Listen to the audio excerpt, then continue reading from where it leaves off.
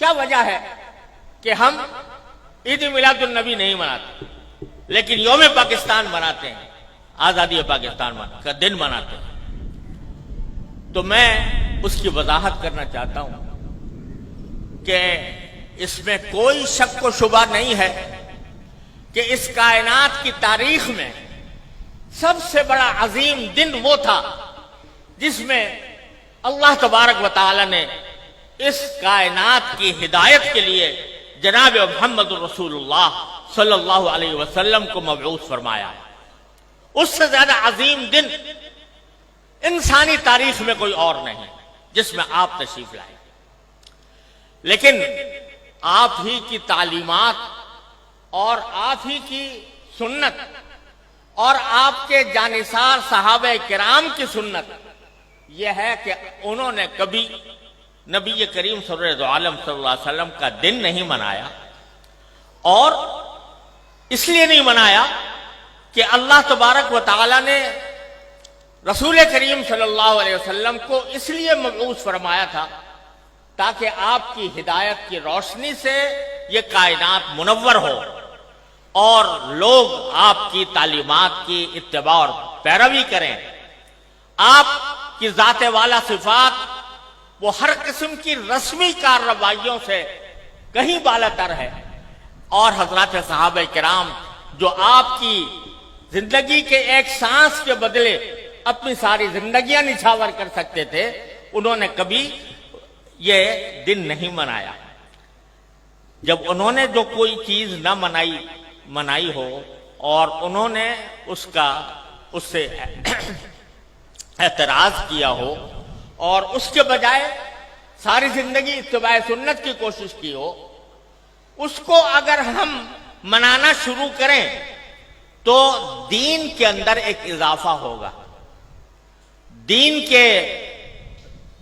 احکام میں ایک اضافہ ہوگا، اور دین کے کام میں کوئی اضافہ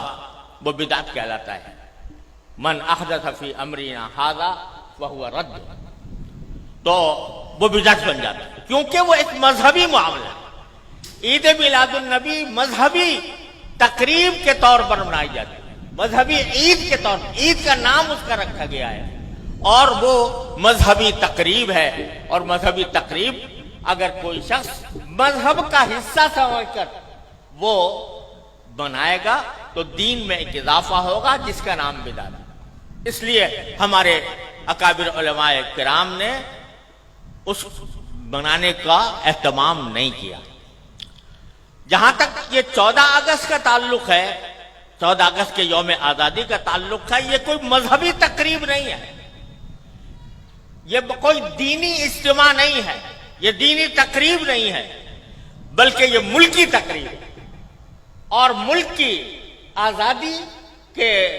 طور پر، اس کے ایک نشان کے طور پر اس کو منایا جاتا ہے۔ کوئی شخص بھی